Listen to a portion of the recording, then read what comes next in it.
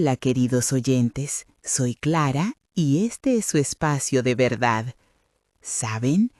Cada vez que abro mi correo y leo los mensajes que ustedes me envían, siento el peso de las palabras no dichas, de las lágrimas guardadas, de las batallas que nadie ve.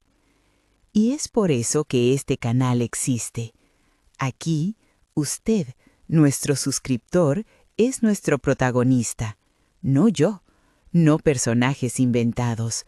Usted, con su historia real, su dolor verdadero, su fuerza increíble. Hoy voy a contar una más de esas historias que me llegó, y como siempre, protegeré la identidad de quien confió en mí, pero honraré cada palabra, cada sentimiento. Así que prepárese, porque esta historia lo va a conmover. A veces uno piensa que conoce a las personas, que después de tantos años, tantas navidades juntos, tantos domingos compartidos, uno realmente sabe quién está a su lado.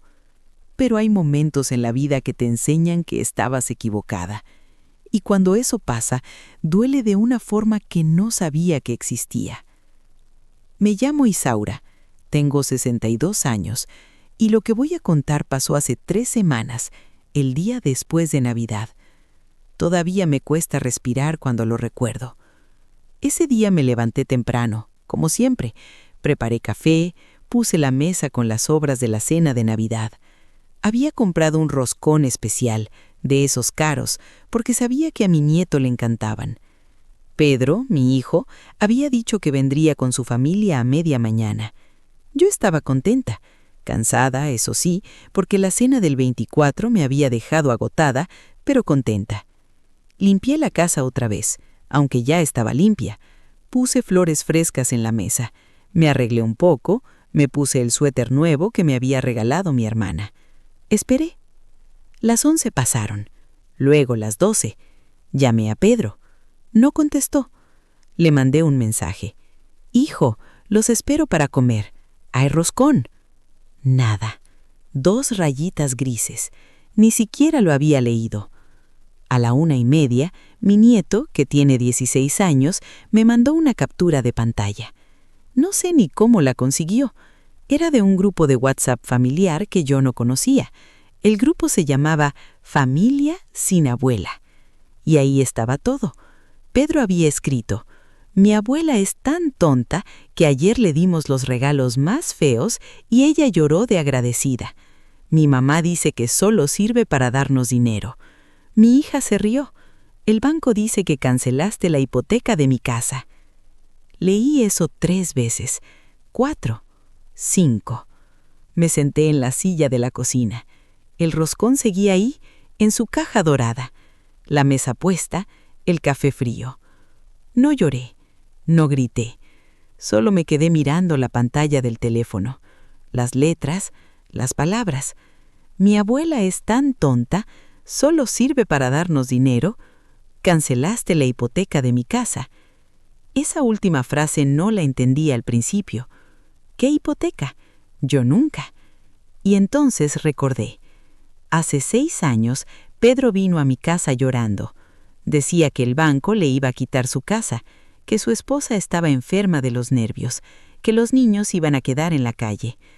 Me pidió que firmara unos papeles, que era solo una ayuda temporal, que él iba a pagar todo. Yo firmé. No leí bien. Confié. Nunca me devolvió nada. Nunca volvió a hablar del tema. Y yo tampoco pregunté, porque una madre no pregunta esas cosas. Una madre ayuda y se calla. Pero ahora, leyendo ese mensaje, algo en mi cabeza hizo clic. Cancelaste la hipoteca de mi casa.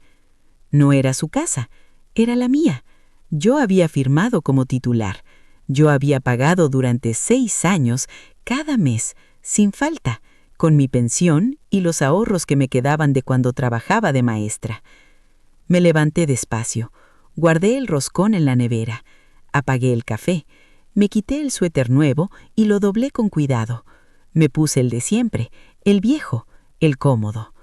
Fui a mi habitación y saqué una caja de zapatos del armario.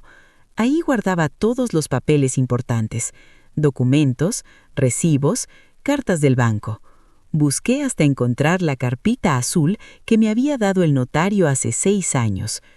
La abrí. Leí cada página, despacio, con atención. Y ahí estaba. La casa estaba a mi nombre, completamente. Pedro nunca había puesto un euro. Yo era la propietaria legal. Él solo vivía ahí y yo había pagado todo. La entrada, las cuotas, los gastos, todo. Me senté en el borde de la cama. Miré por la ventana. Afuera había niños jugando. Una pareja paseaba de la mano. La vida seguía, normal, tranquila. Pero dentro de mí algo se había roto. O tal vez algo se había despertado. Agarré mi teléfono. Busqué en los contactos el número de mi abogado, don Eugenio, un señor mayor que había ayudado a mi difunto esposo con unos trámites hace años. Marqué. Esperé. «Isaura, qué sorpresa», dijo con su voz amable. «¿Cómo estás?» «Don Eugenio», respondí. Mi voz sonaba rara, como si no fuera mía. «Necesito que me ayude con algo. Es urgente». Los días siguientes fueron extraños. No volví a llamar a Pedro. No respondí sus mensajes.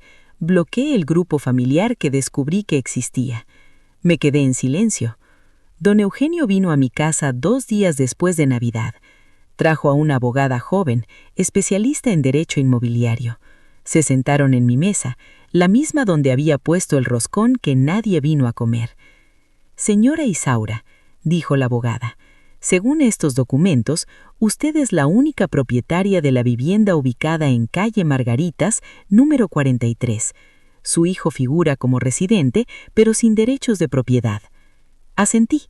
Ya lo sabía, pero escucharlo en voz alta, dicho por alguien más, lo hacía más real.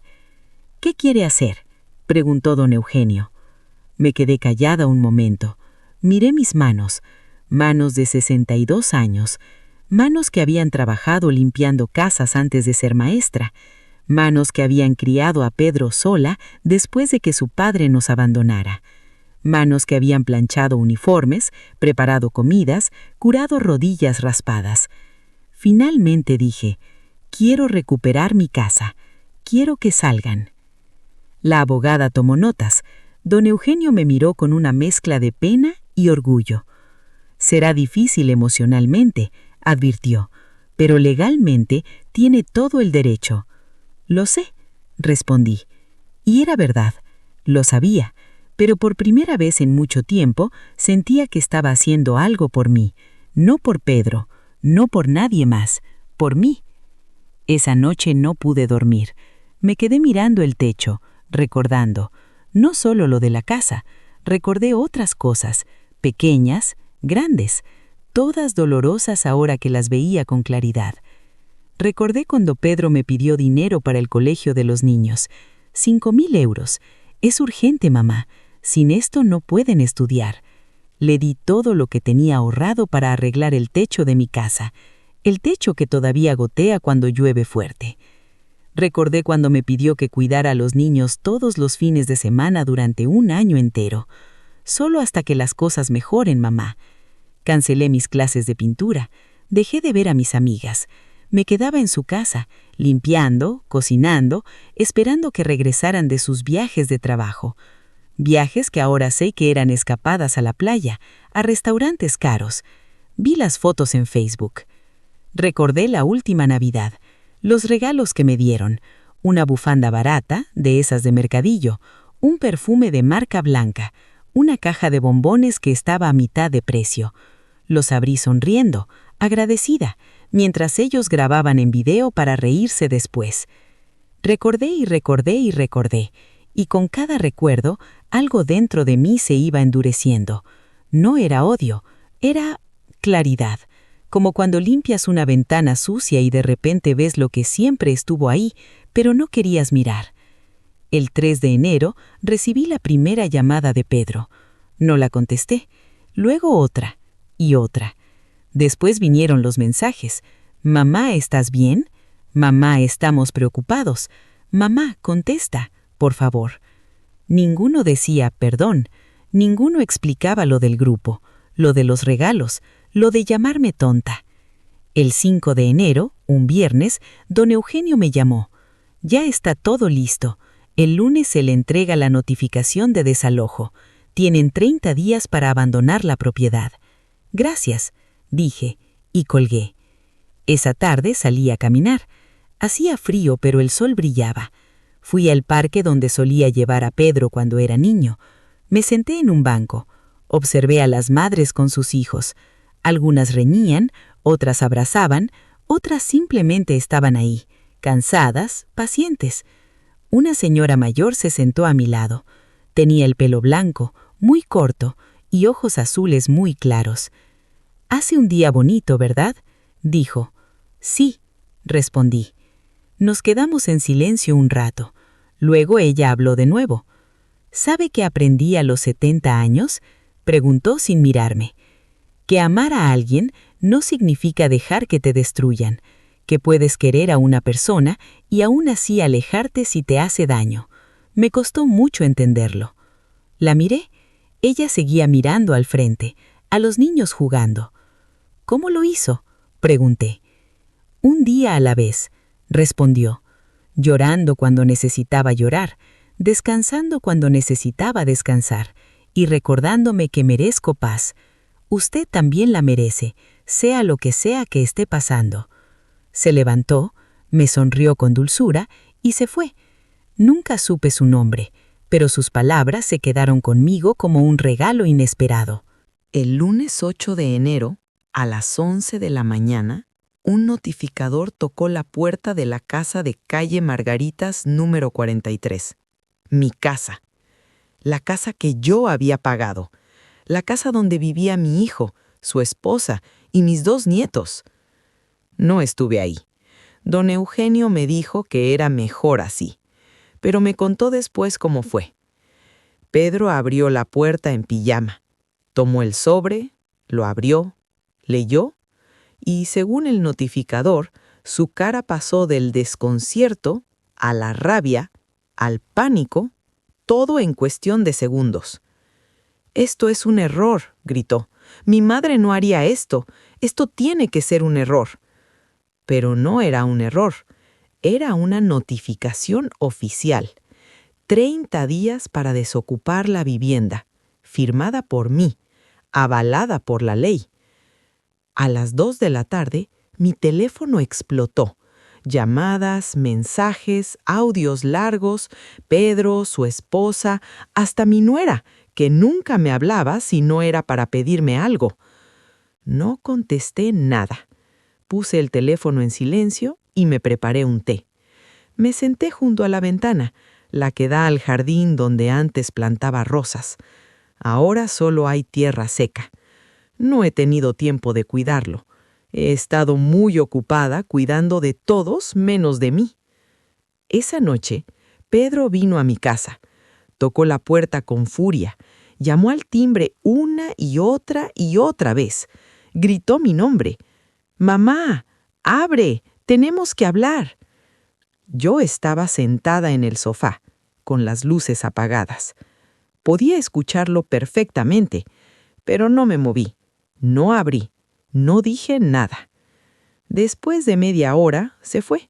Escuché el coche arrancar, el silencio volvió. Me fui a dormir y por primera vez en semanas dormí profundo, sin pesadillas, sin nudos en el estómago. Solo silencio.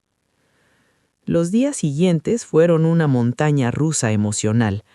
Hubo momentos en los que casi cedí, momentos en los que pensé, «Es mi hijo, no puedo hacerle esto, soy una mala madre». Pero entonces recordaba el grupo de WhatsApp, las risas, las humillaciones, los años de dar y dar sin recibir ni siquiera respeto. Don Eugenio me visitaba cada 3 días para mantenerme informada. «Pedro ha contratado un abogado», me dijo una tarde.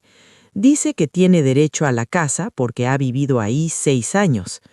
«¿Y es verdad?», pregunté. «No, legalmente no tiene ningún derecho. La casa es suya. Él solo ha sido un ocupante con su permiso, permiso que usted ahora retira. Asentí.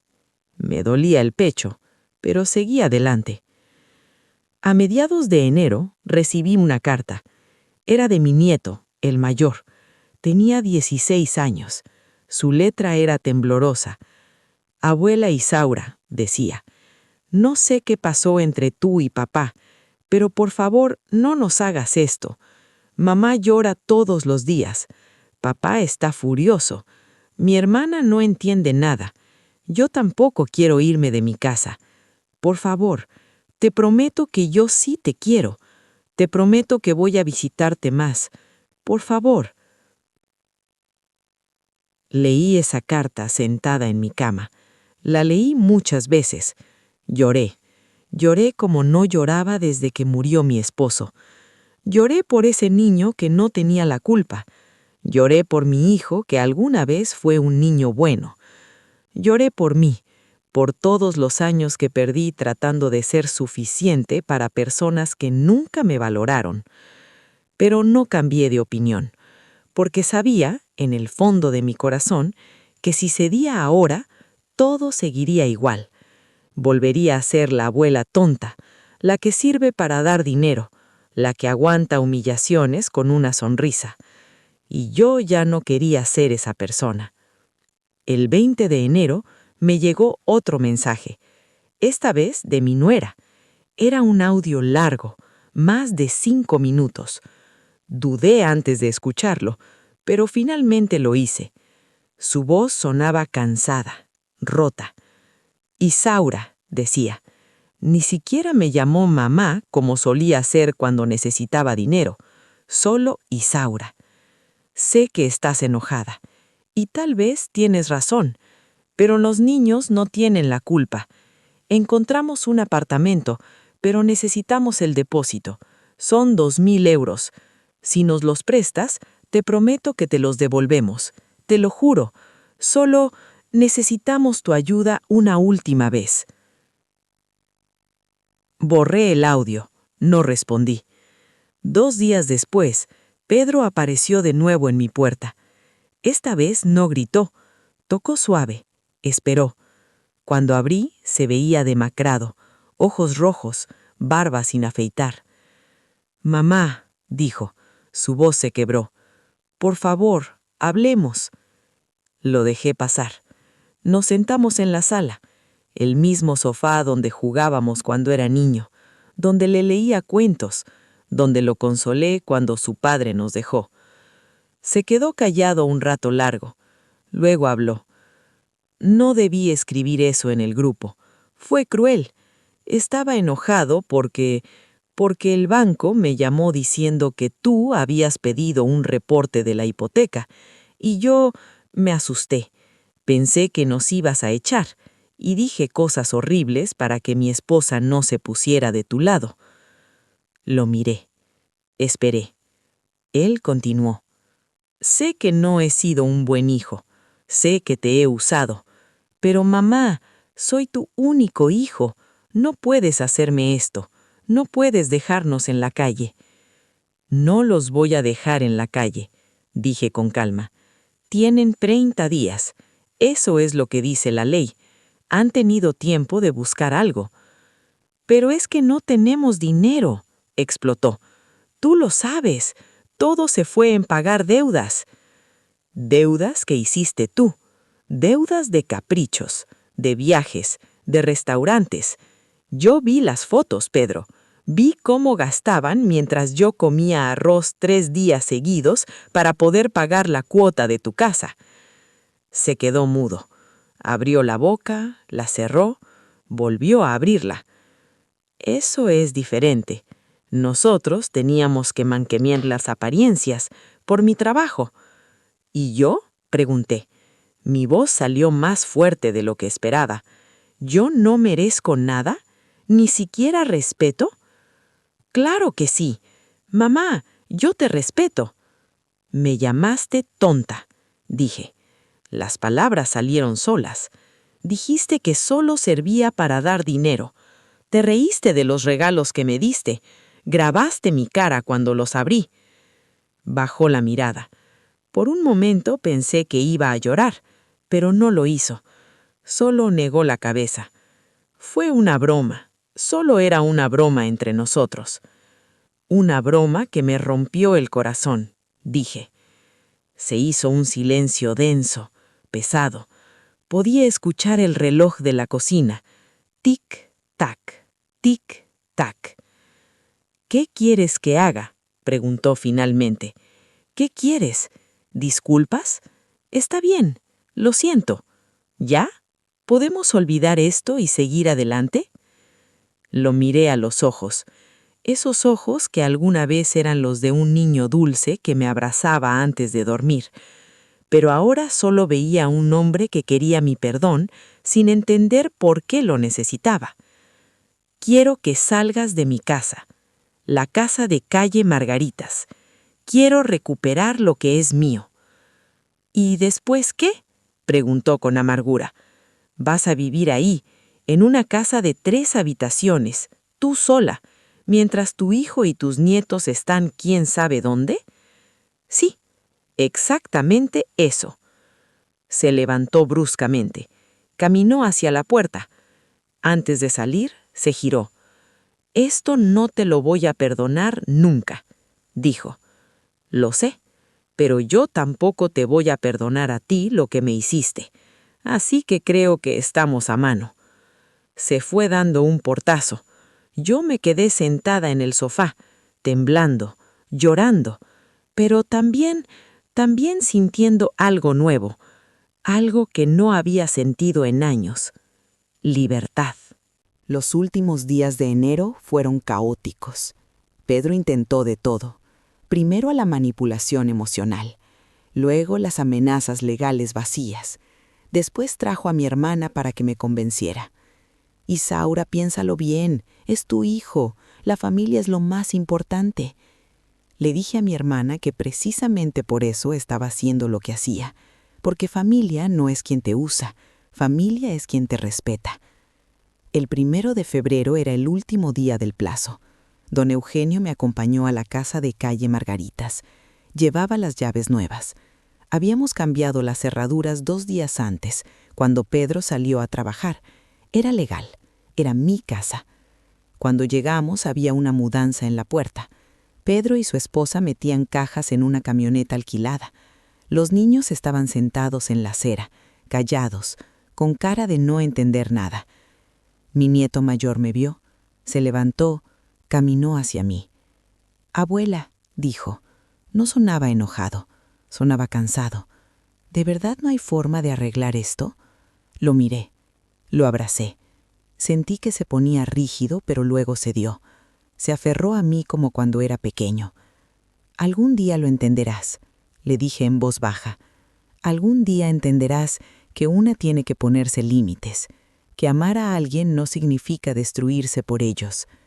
Se separó. Tenía lágrimas en los ojos. Asintió aunque sé que no entendía. Pedro no me habló, ni siquiera me miró. Su esposa me lanzó una mirada de puro odio antes de subir al coche con los niños. Los vi irse. La camioneta se alejó por la calle. Don Eugenio me puso una mano en el hombro. «¿Estás segura de esto?», preguntó. «No», admití, «pero es lo correcto». Entramos a la casa. Estaba vacía. Habían dejado algunos muebles viejos, basura en las esquinas, marcas en las paredes donde antes había cuadros. Caminé por las habitaciones. Olía a cerrado, a abandono, pero era mía, completamente mía. Me quedé en lo que antes era el cuarto de mi nieto. Había dibujado algo en la pared con lápiz, un corazón pequeño, y dentro decía, «Abuela Isaura». Lo acaricié con los dedos. Lloré de nuevo, pero no me arrepentí. Los primeros días en la casa fueron difíciles. Demasiado silencio, demasiado espacio. Me despertaba en las noches pensando que había cometido un error terrible, que había cambiado a mi familia por un pedazo de cemento y ladrillos. Pero luego recordaba y respiraba y seguía adelante. Poco a poco fui llenando la casa de cosas mías. Compré plantas, pinté una pared de azul claro, mi color favorito. Puse fotos viejas, de cuando Pedro era niño, de cuando mi esposo aún vivía, no fotos recientes. Esas dolían demasiado. Mi hermana vino a visitarme en marzo. Se quedó mirando la casa renovada con sorpresa. «Te ves diferente», dijo. «Me siento diferente», respondí. «¿Feliz?», preguntó. Lo pensé un momento. Todavía no, pero en paz, y creo que eso es suficiente por ahora. Abril trajo flores al jardín. Empecé a plantar de nuevo. Rosas, margaritas, lavanda. Pasaba horas ahí, con las manos en la tierra, sintiendo el sol en la espalda. Era terapéutico, curativo. Una tarde, mientras regaba las plantas, recibí un mensaje. Era de mi nieto. «Abuela, ¿puedo ir a verte?» Dudé, pero respondí, «Sí, cuando quieras». Vino el sábado siguiente, solo, en autobús. Llegó con una bolsa de pan dulce y cara de nervios. Nos sentamos en el jardín, comimos pan, tomamos té helado, hablamos de cosas sin importancia. La escuela, sus amigos, una chica que le gustaba. Después de un rato se quedó callado. Luego habló. «Papá dice que eres mala, que nos abandonaste». «¿Tú qué crees?», pregunté. Lo pensó mucho antes de responder. «Creo que papá está enojado, pero también creo que él no fue justo contigo. Yo vi el grupo, vi lo que escribió, y aunque eres mi papá, eso estuvo mal». Asentí. No dije nada, solo lo dejé hablar. «Mamá dice que eres egoísta, que solo piensas en ti. Pero yo no sé, porque cuando vivíamos aquí, tú pagabas todo, y nosotros no te dábamos nada, ni siquiera te decíamos gracias». Se le llenaron los ojos de lágrimas. «Lo siento, abuela.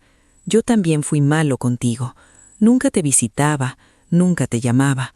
Solo cuando necesitaba dinero o que me llevaras a algún lado». Lo abracé. Lloró como un niño, y yo lloré con él. Pero eran lágrimas diferentes, no de dolor, de alivio, de esperanza. «No te odio. Nunca podría odiarte. Solo necesitaba recuperarme, ¿entiendes?». Asintió contra mi hombro. «Sí, creo que sí». Desde ese día viene cada 2 semanas.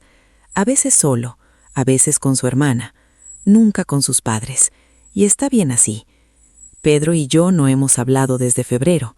Sé por mi hermana que consiguieron un apartamento pequeño, que están apretados económicamente, que Pedro tuvo que vender su coche. Parte de mí se siente culpable. Otra parte, la más fuerte, sabe que no es mi responsabilidad. En junio cumplí 63 años. Mis nietos vinieron. Trajeron un pastel que habían hecho ellos mismos. Estaba horrible, demasiado dulce, mal decorado, pero me lo comí completo mientras ellos se reían. «Feliz cumpleaños, abuela», dijo mi nieta. Tiene 12 años, ojos grandes y curiosos. «¿Estás feliz ahora?». La pregunta me tomó por sorpresa. ¿Estaba feliz? Miré alrededor. Mi casa, mi jardín, mis plantas creciendo, mis nietos a mi lado, mi libertad recién encontrada. Sí, creo que sí. Estoy feliz. Y era verdad, no de la forma que esperaba, no con todos mis seres queridos alrededor en armonía perfecta, pero feliz de una manera nueva, más real, más honesta. Feliz conmigo misma, feliz con mis decisiones, feliz con la paz que había construido a partir del dolor.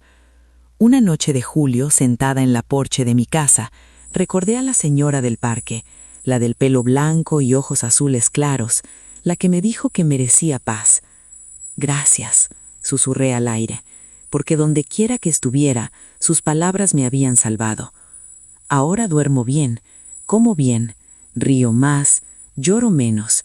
Vivo en una casa que es mía, pagada con mi esfuerzo, llena de mis cosas, de mis recuerdos buenos. Pedro sigue sin hablarme, tal vez nunca lo haga, y aunque duele, he aprendido a vivir con ese dolor, porque es un dolor limpio, no está envenenado con culpa ni con mentiras. A veces me pregunto si hice lo correcto, si fui demasiado dura, si debí perdonar y olvidar. Pero entonces miro el jardín que planté, las rosas que crecieron de semillas que yo puse, las margaritas que florecen cada mañana, y sé que hice lo único que podía hacer. elegirme. Finalmente, después de tantos años, elegirme a mí. Y eso, descubrí, no es egoísmo, es supervivencia, es amor propio, es justicia. No sé qué pasará después, si Pedro y yo alguna vez arreglaremos las cosas, si volveré a tener a toda mi familia junta, si mis nietos entenderán completamente por qué hice lo que hice, pero sé que pase lo que pase, yo voy a estar bien, porque aprendí algo que nadie me enseñó, que una no puede amar a otros si primero no se ama a sí misma, que dar y dar hasta quedar vacía no es virtud, es autodestrucción. Y yo ya no quiero destruirme, quiero vivir, quiero crecer, como las rosas de mi jardín, con espinas, sí, pero también con flores, hermosas, fuertes, mías. Esta es mi historia, la historia de cómo perdí a mi hijo pero me encontré a mí misma, la historia de cómo un mensaje cruel me abrió los ojos, la historia de cómo el dolor me enseñó a ser valiente.